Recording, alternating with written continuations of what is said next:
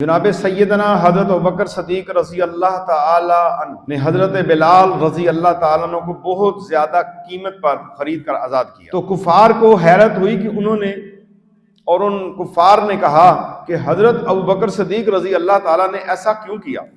انہوں نے دنیاوی معاملات کو سامنے رکھا کہ اتنا قیمت لگائی، اتنا پیسہ لگا دیا اور خریدا، شاید زندگی میں حضرت بلال رضی اللہ تعالیٰ عنہ نے کوئی احسان کیا ہے جناب ابوبکر صدیق پر، انہوں نے اتنی زیادہ قیمت دے کے خریدا اور آزاد کیا، دنیا کے کسی مقصد کی وجہ سے آزاد کیا۔ تو اس پر یہ آیت نازل ہوئی اور اللہ تبارک و تعالیٰ نے ظاہر فرما دیا، لوگوں کو بتا دیا کہ ابوبکر صدیق رضی اللہ تعالیٰ کا یا فعل دنیا کے لیے نہیں تھا یا کسی دنیاوی احسان کے بدلے میں نہیں تھا، بلکہ یہ خالص اللہ تعالیٰ کی رضا کے لیے، اور نہ ہی ان پر حضرت سیدنا بلال رضی اللہ تعالیٰ عنہ یا کسی اور غلام کا کوئی احسان تھا۔ حضرت سیدنا صدیق اکبر نے بہت سے لوگوں کو اسلام کے سبب خرید کر آزاد کر دیا۔ اس کے علاوہ بھی جو آپ نے غلام خریدے ہیں اور آپ نے سب سے زیادہ حضور صلی اللہ علیہ وسلم کے اوپر قربانیاں بھی دی ہیں اور وفا بھی دی ہے، اور تو پھر اللہ تبارک و تعالیٰ نے پارہ نمبر 30 سورہ لیل آیت 17 سے 21 تک شان سیدنا صدیق اکبر میں نازل فرمائی، اور بہت اس سے دور رکھا جائے گا جو سب سے بڑا پرہیزگار ہے، جو اپنا مال دیتا ہے کہ وہ ستھرا ہو، صاف ہو، اور کسی کا اس پر کچھ احسان نہیں جس کا بدلہ دیا جائے، وہ صرف اور صرف اپنے رب کی رضا چاہتا ہے جو سب سے بلند ہے۔ کہ اللہ تبارک و تعالیٰ نے یہاں پر واضح کر دیا کہ ابوبکر صدیق کا یہ فعل محض اللہ کی رضا کے لیے تھا اور صرف اپنے رب کی رضا کے لیے انہوں نے کیا۔ امیر المومنین سیدنا ابوبکر صدیق رضی اللہ تعالیٰ عنہ نے 7 غلاموں کو خرید کر ان کو آزاد کیا۔ ان سب غلاموں پر مسلمان ہونے کی وجہ سے ظلم کیا جاتا تھا، اور آپ نے ان غلاموں کو آزاد کیا، اور ان 7 غلاموں کو آزاد کرنے کے حوالے سے بھی جو فضیلت انہی آیات کے اندر ملتی ہے۔ میرے عزیزوں، میرے دوستوں، حضرت عمر بن خطاب رضی اللہ تعالیٰ عنہ بیان کرتے ہیں کہ ایک دن رسول اللہ صلی اللہ تعالی علیہ وآلہ وسلم نے ہمیں صدقہ کرنے کا حکم دیا، اور اس موقع پر میرے پاس مال بھی تھا، چنانچہ میں نے دل میں کہا کہ اگر میں ابوبکر صدیق رضی اللہ تعالیٰ عنہ سے سبقت لینا چاہوں تو آج لے سکتا ہوں۔ چنانچہ میں اپنا آدھا مال آپ صلی اللہ علیہ وسلم کی خدمت میں لے آیا اور خدمت میں پیش کر دیا، اور رسول اللہ صلی اللہ تعالی علیہ وآلہ وسلم نے پوچھا تم نے اپنے گھر والوں کے لیے کیا باقی چھوڑا ہے؟ میں نے کہا آدھا مال اپنے گھر والوں کے لیے چھوڑ آیا ہوں، آدھا مال اللہ کی رضا کے لیے آپ کی خدمت میں پیش کر دیا۔ اور پھر حضرت ابوبکر صدیق رضی اللہ تعالیٰ عنہ اپنا مال لے کر حضور صلی اللہ تعالی علیہ وآلہ وسلم کے پاس لے آئے، تو رسول اللہ صلی اللہ تعالی علیہ وآلہ وسلم نے جناب سیدنا ابوبکر صدیق رضی اللہ تعالیٰ عنہ سے پوچھا اے ابوبکر تم نے اپنے گھر کے لیے کیا باقی چھوڑا ہے؟ تو جناب سیدنا ابوبکر صدیق رضی اللہ تعالیٰ عنہ نے فرمایا میں ان کے لیے اللہ اور اس کے رسول کو چھوڑ آیا ہوں، باقی گھر کی ہر چیز آپ کی خدمت میں پیش کر دی ہے۔ اور جناب حضرت عمر رضی اللہ تعالیٰ عنہ فرماتے ہیں تب مجھے کہنا پڑا میں کسی شے میں کبھی بھی ابوبکر صدیق رضی اللہ تعالیٰ عنہ سے بڑھ نہیں سکتا، کہ جناب ابوبکر صدیق رضی اللہ تعالیٰ عنہ نے اپنے گھر کے اندر ایک سوئی تک بھی نہیں رکھی تھی۔ یہ روایات میں ملتا ہے اپنی آنے والی زندگی میں کہ بھئی میرے لیے کیا بنے گا، میرے دن رات کیسے گزریں گے، میرے اوپر کیا گزرے گی۔ غزوہ تبوک کے موقع پر حضرت سیدنا صدیق اکبر رضی اللہ تعالیٰ نے اپنا سارا مال و متاع راہ خدا میں خرچ کر دیا۔ اس موقع پر گھر کا سارا سامان، یہاں تک کہ اپنا لباس بھی اللہ کی راہ میں دے دیا، جو لباس پہنا تھا، اور پھر اپنے لباس کو پھر کون سا لباس پہنا؟ ایک ٹاٹ کا لباس پہنا، یہ موٹا کھردرا ٹاٹ سمجھ لیں، بوری سمجھ لیں، جسے آپ آج بوری کہتے ہیں، بوریاں بناتے ہیں، ٹاٹ پہن کر بارگاہ رسالت مآب صلی اللہ علیہ وسلم میں حاضر ہوئے، اور لباس بھی ایسا جس میں پیوند لگے ہوئے تھے کیونکہ وہ ٹاٹ جگہ جگہ سے پھٹا ہوا تھا۔ اس وقت حضرت جبرائیل علیہ السلام پیغام خداوندی لے کر حاضر ہوئے اور عرض کیا یا رسول اللہ صلی اللہ تعالی علیہ وآلہ وسلم اللہ تعالیٰ صدیق اکبر رضی اللہ تعالیٰ عنہ کو سلام فرما رہا ہے اور ان سے دریافت فرماتا ہے کہ وہ اس حالت میں اپنے رب سے راضی ہے، ٹاٹ پہنا ہوا ہے، اور یقین جانے کہ اسے پیبند جو لگے تھے وہ کانٹوں کے ساتھ ان کو جوڑا گیا تھا، اور ایک ہی وہ ٹاٹ پورا پاؤں سے لے کے یہاں تک انہوں نے اپنا بند کر دیا، جو اصل قیمتی کپڑے تھے وہ بھی غزوہ تبوک کے اوپر صدقہ کر دیا۔ اللہ نے پوچھا ابو بکر کو میرا سلام دیں اور ان سے پوچھیں کیا آپ اپنے رب سے راضی ہیں؟ ذرا سوچو تو صحیح، ایسا امتحان اگر ہمارا ہو، ہمارے اوپر ہمیں ایک ٹائم کا کھانا نہ ملے تو ہم اللہ سے گلے شکوے کرتے ہیں۔ اللہ پوچھ رہا ہے، جبرائیل آ رہے ہیں، ابو بکر کو میرا سلام دیں اور پوچھیں کیا آپ اپنے رب سے راضی ہیں؟ تو حضور اکرم صلی اللہ تعالی علیہ وسلم نے جب حضرت سیدنا صدیق اکبر رضی اللہ تعالیٰ عنہ کو حضور کا اللہ تبارک و تعالیٰ کا سلام پہنچایا تو اور آپ بے اختیار رو پڑے اور پھر پوچھا کہ تو اے ابو بکر تم اللہ سے راضی ہو؟ تو جناب ابو بکر بے اختیار رو پڑے اور کہنے لگے میں اپنے رب سے ناراض کیسے ہو سکتا ہوں، بے شک میں اپنے رب سے راضی ہوں۔ اور اس کو بار بار دہراتے رہے، بار بار کہتے رہے میں اپنے رب سے راضی ہوں، میں اپنے رب سے راضی ہوں، میں اپنے رب سے راضی ہوں۔ کتنی بڑی آزمائش ہے، گھر میں کچھ نہیں بچا اور ٹاٹ کا لباس پہنا ہوا ہے اور وہ بھی کانٹوں کے ساتھ سیا ہوا ہے۔ تو حضرت جبرائیل علیہ السلام نے عرض کیا حضور بے شک اللہ تعالیٰ فرماتا ہے انہیں میرا پیغام پہنچا دیجیے، میں بھی ان سے راضی ہو چکا ہوں۔ یہ سند ہے جناب ابو بکر صدیق رضی اللہ تعالیٰ عنہ کی۔ صحابہ کی وہاں پہ خاک کو کوئی نہیں پہنچتا، اتنی شان بلند ہے۔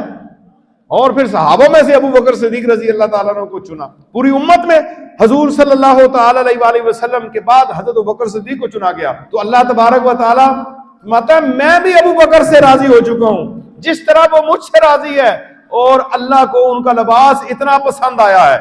جناب جبرائیل رسول اللہ صلی اللہ علیہ وسلم سے کہتے ہیں اللہ تبارک و تعالیٰ کو یہ پھٹا ہوا پیوند لگا ہوا یہ ٹاٹ والا لباس اللہ تبارک و تعالیٰ کو اتنا پسند ہے، اللہ کے حکم سے تمام حاملین عرش یعنی عرش اٹھانے والے فرشتوں کو حکم دیا ہے، انہوں نے بھی یہی لباس پہن لیا جناب ابو بکر صدیق کی سنت کو لیے۔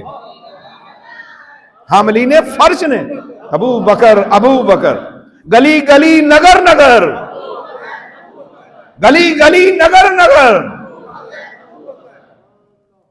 حضرت ابو ہریرہ رضی اللہ تعالیٰ عنہ روایت کرتے ہیں کہ رسول اللہ صلی اللہ تعالی علیہ وآلہ وسلم نے ارشاد فرمایا مجھے کسی کے مال نے اتنا فائدہ نہیں پہنچایا جتنا حضرت ابو بکر صدیق رضی اللہ تعالیٰ عنہ کے مال نے فائدہ پہنچایا ہے۔ اور حضرت ابو ہریرہ کہتے ہیں کہ یہ سن کر جناب سیدنا ابو بکر صدیق رضی اللہ تعالیٰ عنہ رونے لگے اور کہا یا رسول اللہ میں اور میرا مال سب آپ ہی کا ہے۔ یعنی حضور صلی اللہ علیہ وسلم نے صفت بیان کی جناب ابو بکر صدیق کی، احسان جتلایا۔ آپ نے کہا نہیں میرا احسان نہیں ہے، یہ احسان تو یا رسول اللہ آپ کا ہے کہ آپ نے اپنا غلام بنا لیا ہے، اپنا قرب دے دیا ہے، میرا مال اور میں آپ کا ہو چکا۔ اور ایک موقع پہ جناب ابوبکر صدیق رضی اللہ تعالیٰ نے یہ بھی فرمایا کہ یا رسول اللہ میرا مال آپ کا مال ہے، میرے پوچھے بغیر میری جیب میں بھی اگر وہ چیز ہے وہ نکال لیا کرے۔ ایسا عشق اور ایسی محبت اور ایسی وفا تھی۔ اور کس طرح سے اللہ تبارک و تعالیٰ نے آپ کو وہ مقام عطا فرمایا ہے، آپ کو وہ شان عطا فرمائی ہے۔ حضرت سیدنا ابو ہریرہ رضی اللہ تعالیٰ عنہ روایت کرتے ہیں کہ نبی اکرم رحمت للعالمین صلی اللہ تعالی علیہ وآلہ وسلم نے ارشاد فرمایا، صحابہ کرام کی جماعت لگی ہے، بیٹھے ہیں، آپ نے فرمایا آج کس نے روزہ رکھا؟ اب یہ میرے اور آپ کے لیے بھی یہ کام کیا ہم کرتے ہیں؟ یہ کام جو ابھی اس حدیث مبارک کے اندر بیان ہوں گے، مسلم شریف کی حدیث ہے، باب من فضائل ابی بکر صدیق رضی اللہ تعالی عنہ، حدیث نمبر 1028 صفحہ نمبر 933 پہ یہ حدیث موجود ہے۔ حضور صلی اللہ علیہ وسلم نے صحابہ کی جماعت کی طرف دیکھا اور ارشاد فرمایا آج کس نے روزہ رکھا ہے؟ سکوت طاری تھا۔ حضرت ابوبکر صدیق رضی اللہ نے عرض کیا یا رسول اللہ علیہ وسلم میں نے روزہ رکھا ہے۔ پھر دوبارہ آپ صلی اللہ علیہ وسلم نے پوچھا کیا آج کسی نے جنازے میں شرکت کی ہے؟ پھر سکوت تھا۔ حضرت ابوبکر صدیق رضی اللہ تعالیٰ نے عرض کیا یا رسول اللہ صلی اللہ علیہ وسلم آج میں نے ایک مومن کے جنازے میں شرکت کی ہے۔ پھر آپ صلی اللہ علیہ وسلم نے پوچھا آج تم میں سے کسی نے کسی غریب کو کھانا کھلایا ہے؟ سکوت طاری تھا۔ اور ابو بکر صدیق رضی اللہ تعالیٰ عنہ نے فرمایا یا رسول اللہ صلی اللہ علیہ وسلم میں نے غریب کو کھانا کھلایا ہے۔ حضرت ابو بکر صدیق رضی اللہ تعالیٰ عنہ نے عرض کیا کہ میں نے غریب کو کھانا کھلایا ہے۔ تو آپ صلی اللہ تعالی وسلم نے پوچھا کہ آج تم میں سے کسی نے بیمار کی عیادت کی ہے؟ تو حضرت ابوبکر صدیق رضی اللہ تعالیٰ نے فرمایا یا رسول اللہ میں نے ایک بیمار کی عیادت بھی کی ہے۔ تو پھر حضور نبی اکرم صلی اللہ علیہ وسلم نے یہ ساری باتیں سننے کے بعد، ان سوالات کا جواب ملنے کے بعد ارشاد گرامی فرمایا جس شخص میں یہ تمام نیکیاں جمع ہو جائیں وہ جنت میں داخل ہوگا۔ اب ذرا ان چیزوں کو تلاش کریں۔ آپ نے روزہ، جنازہ، پھر غریب کا کھانا کھلانے کی بات، بیمار کی عیادت کی بات، یہ 4 چیزیں یہاں پر بیان ہو رہی ہیں۔ آج کے بعد کوشش کریں کہ یہ اکٹھی اگر چیزیں ہمیں ایک دن میں مل جائیں، اور یہ حضور صلی اللہ علیہ وسلم کے فرمان کے مطابق کہ جس میں یہ تمام نیکیاں شامل ہو جائیں گی وہ جنت میں داخل ہوگا، اس کا داخلہ جنت ہوگا۔ تو میرے عزیزوں، حضور نبی اکرم صلی اللہ تعالی علیہ وآلہ وسلم کے باوفا ساتھی سیدنا صدیق اکبر رضی اللہ تعالیٰ عنہ، حضرت انس بن مالک رضی اللہ تعالیٰ عنہ روایت کرتے ہیں کہ نبی کریم صلی اللہ علیہ وسلم اور آپ کے ساتھ جناب ابو بکر صدیق رضی اللہ تعالیٰ عنہ اور حضرت عمر فاروق رضی اللہ تعالیٰ عنہ اور جناب عثمان ذو النورین رضی اللہ تعالیٰ عنہ ایک پہاڑ پر چڑھے تو وہ کانپنے لگا، تھر تھر کانپنا شروع ہو گیا، ہلنا شروع ہو گیا جیسے زلزلہ آ گیا ہے۔ تو آپ صلی اللہ علیہ وسلم نے فرمایا، اے احد اپنی جگہ تو ٹھہر جا، رک جا، تجھ پر ایک نبی، ایک صدیق اور 2 شہید آگے ہیں۔ یعنی آپ دیکھ لیجئے، آپ نے پہاڑ کو خطاب کیا کہ ایک نبی ہے اور میرے ساتھ ایک صدیق ہے اور 2 شہید ہیں، اور پھر آپ کی بشارت ثابت ہوئی کہ یہ 4 افراد وہاں پہ موجود تھے۔ جناب ابو بکر صدیق کا اعلان کیا صداقت کا، اور 2 کو شہادت کی خوشخبری سنائی، جناب عمر فاروق اور جناب عثمان ذو النورین رضی اللہ تعالیٰ عنہ۔ یہ حضور کے صحابہ، یہ گلستان جو صحابہ ہیں، یہ میرے نبی کا گلستان ہے، یہ گلستان رسول کے پھول ہیں۔ حضرت عبداللہ بن مسعود رضی اللہ تعالیٰ عنہ ایک فرمان نقل کرتے ہیں کہ اگر حضور صلی اللہ علیہ وسلم کا فرمان اقدس، اگر میں نے کسی کو اپنا خلیل بنانا ہوتا تو وہ ابو بکر صدیق کو اپنا خلیل بناتا، وہ میرا بھائی اور ساتھی ہے۔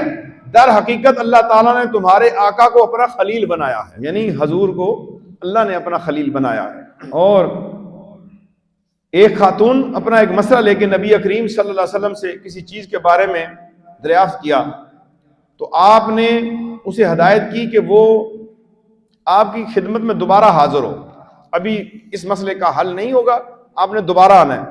اس عورت نے عرض کیا، یا رسول اللہ اگر میں دوبارہ آؤں تو آپ کو نہ پاؤں تو اس بارے میں آپ کی کیا رائے ہوگی؟ آپ تو مجھے کہہ رہے ہیں کہ دوبارہ آؤ، لیکن میں جب آتی ہوں آپ نہ ملیں تو پھر کیا ہوگا؟ اس کا خیال تھا کہ کہیں آپ کا وصال نہ ہو جائے، مجھے کیا کرنا چاہیے؟ تو نبی کریم صلی اللہ علیہ وسلم نے جواب دیا، اگر تم مجھے نہ پاؤ تو سیدنا ابو بکر صدیق کے پاس چلی جانا۔ آپ کے خلیفہ بلا فصل کے اوپر بات موجود ہو رہی ہے کہ حضور نے کہا کہ میرے بعد تم نے کوئی مسئلہ پوچھنا ہے، کوئی چیز پوچھنی ہے تو جناب ابو بکر صدیق کے پاس چلے جانا۔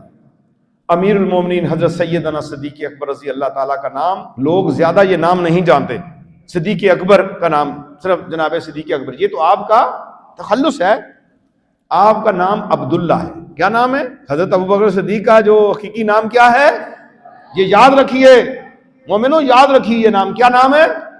اور آپ کی کنیت ابو بکر صدیق اور عتیق ہے، 2 کنیتیں ہیں، صدیق بھی ہیں اور عتیق بھی ہیں۔ صدیق کا معنی ہے بہت زیادہ سچ بولنے والا، اور عتیق کا معنی ہے آزاد۔ آپ صلی اللہ تعالی وسلم نے صدیق اکبر رضی اللہ تعالیٰ کو بشارت دیتے ہوئے فرمایا، انت عتیق من النار، یعنی اے ابوبکر تو نار دوزخ سے آزاد ہو گیا ہے۔ اپنی زندگی میں یہ اعلان فرمایا، اس لیے آپ رضی اللہ تعالیٰ عنہ کا یہ لقب ہوا۔ اور آپ رضی اللہ تعالیٰ عنہ عام الفیل کے تقریباً 2.5 سال بعد مکہ مکرمہ میں پیدا ہوئے۔ امیر المومنین حضرت سیدنا صدیق اکبر رضی اللہ تعالیٰ عنہ وہ صحابی ہیں جنہوں نے سب سے پہلے مردوں میں آپ صلی اللہ علیہ وسلم کی رسالت کی تصدیق کی ہے۔ آپ پہلے مسلمان ہیں مردوں میں سے۔ آپ رضی اللہ تعالیٰ نے اکثر غزوات میں شریک ہوئے، 2 سال 7 ماہ مسند خلافت پر رونق افروز رہ کر 22 جمادی الاخر 13 ہجری پیر شریف کے دن وفات پائی۔ امیر المومنین حضرت سیدنا عمر رضی اللہ تعالیٰ نے آپ کی نماز جنازہ پڑھائی اور روضہ منورہ میں حضور اقدس صلی اللہ علیہ وسلم کے پہلو میں آپ کو مدفن کیا۔ جناب سیدنا ابو بکر صدیق رضی اللہ تعالیٰ کے فضائل اور آپ کی خصوصیات تو بہت زیادہ ہیں، وہ بیان اور احاطہ سے باہر ہیں، تو ان کو بیان کیا جائے۔